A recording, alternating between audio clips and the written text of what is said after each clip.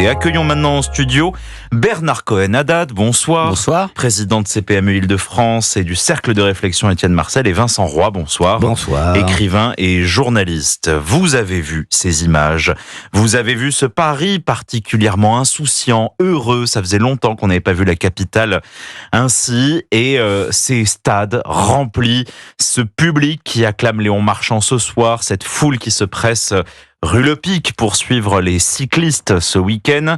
Est-ce que derrière ce vernis, je me tourne vers vous, Bernard Cohen-Haddad, les commerçants font aussi le plein, comme on peut le voir depuis quelques jours dans Paris? Est-ce que il est trop tôt ou est-ce qu'on peut faire un premier bilan de cette première semaine olympique? Sont-ils rassurés?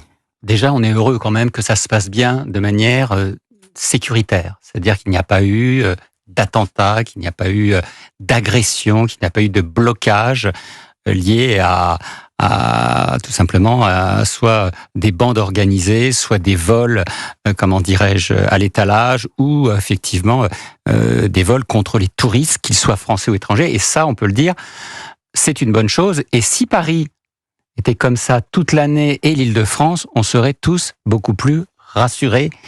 Que l'on soit un indépendant, un commerçant ou une profession libérale, ça il faut le dire, aujourd'hui on est satisfait de cela, et cet héritage des Olympiques, on aimerait pouvoir le conserver. Ça, c'est le premier point. Bon, c'est au prix peut-être aussi d'une saturation de l'espace par la police. Oui, et des difficultés de mobilité, mais voyons le côté positif des choses. On a eu un mois de juillet qui a été extrêmement catastrophique, hein, vous le savez, on l'a rappelé tous, lié tout simplement à la météo. Donc aujourd'hui, on a eu une cérémonie d'ouverture qui n'a pas été sous de bons auspices, puisque ça a été quand même très mouillé.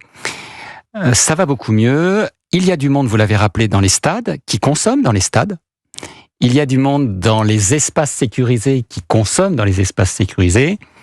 Il y a en revanche beaucoup moins de monde chez les hôteliers, chez les restaurateurs, même si on est sur des chiffres un peu plus importants qu'en 2023, de 15 à 20%, on reste quand même, et j'en termine là, à moins 20, moins 30% dans certains quartiers, moins 50% sur ce qu'attendaient les commerçants, parce que tout simplement, ils ont acheté des marchandises, ils ont embauché du personnel. Certains n'ont pas fermé, alors qu'ils fermaient habituellement en août, parce qu'ils attendaient un afflux de clientèle étrangère et nationale, ou hors hexagonale, pour cette fête, qui reste une fête, mais qui n'est pas une fête du commerce indépendant, de proximité. Voilà, Vincent Roy, ça veut dire que ce sont les partenaires des Jeux Olympiques en fait qui empochent la mise lors de ces Jeux Olympiques, et moins peut-être les commerçants annuels qui sont là tout le reste de l'année à Paris. De toute façon, je crois qu'il faut distinguer entre les commerçants. Il y a certains quartiers où les commerçants sont assez heureux. Il y en a d'autres où effectivement les commerces sont désertés. Pour ce qui est par exemple des hôteliers, alors faut-il rappeler aussi qu'ils avaient mis des prix très prohibitifs au départ, qui ont pu en rebuter certains. Tous ils sont pourrait-on dire, revenus à résipiscence. Donc là, le taux de remplissage est quand même pas si mauvais. Il s'agissait, au bout d'un moment, d'être raisonnable. Ce qui vaut d'ailleurs pour les hôteliers, vaut aussi pour les gens qui voulaient louer en saisonnier leurs appartements, puisque les prix étaient vraiment très importants. Est-ce que, parce que c'est la vraie question, est-ce que collectivement ces Jeux Olympiques vont nous rapporter ou vont-ils nous coûter? En filigrane, c'est la question que vous me posiez. Il faudra faire le bilan après. J'ai peur que ces jeux nous coûtent très cher. Alors, ce qu'on me dit aussi, et ce que je lis un peu partout dans la presse, c'est que c'est quand même une manne touristique qui peut se développer. Je veux dire par là que ceux qui sont venus cette année vont peut-être vouloir revenir, et que ceux qui ne sont pas venus, voyant les images de ces jeux et redécouvrant sous une autre forme peut-être Paris, vont avoir l'idée de projeter un prochain voyage dans la capitale, et tout cela favoriserait par conséquent tant les commerçants tout court que les commerçants de bouche, que les hôteliers, etc., etc. Donc écoutez, les jeux se passent bien, il fait beau, il y a beaucoup de spectateurs, la sécurité est optimale dans le centre de Paris, alors soyons positifs. Donc des retombées à moyen et long terme, mais à court terme, si on a connu un mauvais mois de juillet, il faut quand même payer les frais fixes.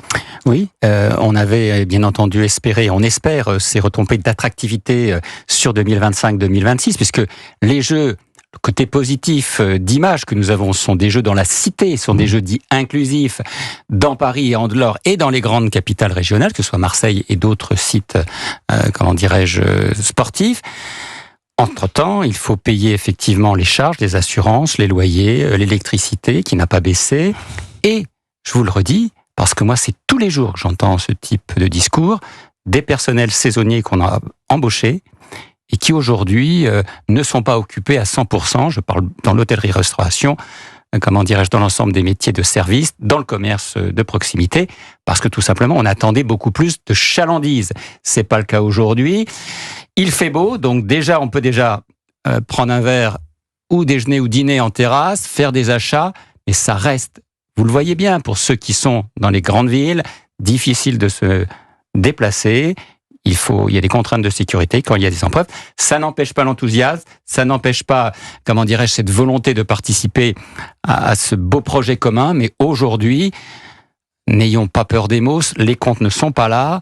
Et arrêtons de nous faire croire que si on dit cela, on est un mauvais coucheur ou un grincheux. Non, mais disons qu'on a peut-être mal anticipé, mal prévenu. Peut-être les autorités avaient promis, 15 millions de visiteurs, avaient promis des retombées phénoménales. Est-ce que le profil des touristes qui viennent sont le profil des touristes habituels que nous connaissons à Paris? Alors justement là-dessus, il y a une enquête de la Chambre de commerce de Paris et Île-de-France qui est sortie la semaine dernière, qui explique qu'une des causes aussi de cette faiblesse de vente est liée au pouvoir d'achat et au panier moyen qui a diminué de 50%. C'est-à-dire que quand on consomme 2 fois moins à prix égal par rapport à l'année dernière. Au lieu de dépenser 50 €, on dépense 25 €, que ce soit dans des vêtements, que ce soit dans la restauration, que ce soit dans des boissons, que ce soit aussi dans des sites de visite. Et les touristes JO, c'est des touristes parisiens qu'on a l'habitude de voir ou au contraire ils consomment différemment? Ce sont précisément des touristes JO. C'est-à-dire que c'est un tourisme de niche. Non, c'est pas vrai, puisque niche veut dire petit tourisme. Non, mais on voit bien par exemple que les musées sont désertés. On voit que le tourisme culturel passe au second plan. Or, évidemment, à Paris, le premier tourisme que nous avons, c'est un tourisme culturel. Ce sont des gens qui viennent visiter les musées, les monuments, etc. Là, ce n'est pas ce type de tourisme. Les gens viennent pour voir des compétitions sportives et uniquement des compétitions sportives. Et c'est la raison pour laquelle, d'ailleurs, les musées, notamment les directeurs de musées, se plaignent parce qu'ils voient que le tourisme culturel n'a pas eu cet été la place qu'il a occupée par exemple l'été dernier. Bernard Connedat. Oui, ce tourisme-là qui fait la grandeur de la région Île-de-France et de ses sites et de ses monuments n'est pas un tourisme immédiat. Aujourd'hui, effectivement, on nous montre des sites olympiques dans des sites culturels. Je pense au château de Versailles, à la place de la Concorde et à un certain nombre aux Invalides. Ça attirera certainement dès l'année prochaine, voire dès l'automne, un autre public.